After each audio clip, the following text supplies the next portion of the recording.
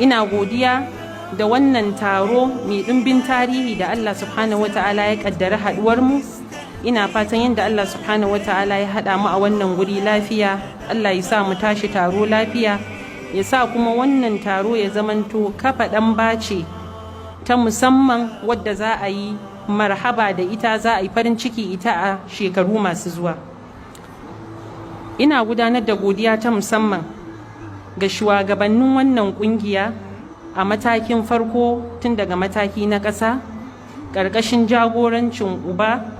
jagora nagari Sheikh Abdullahi Balalau,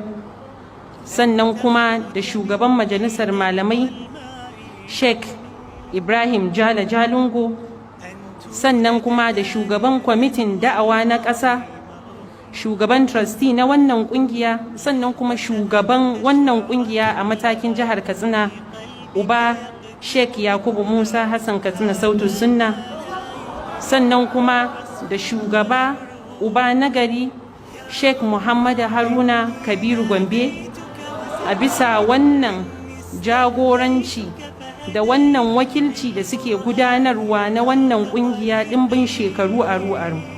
Godiya ta musamman a gare su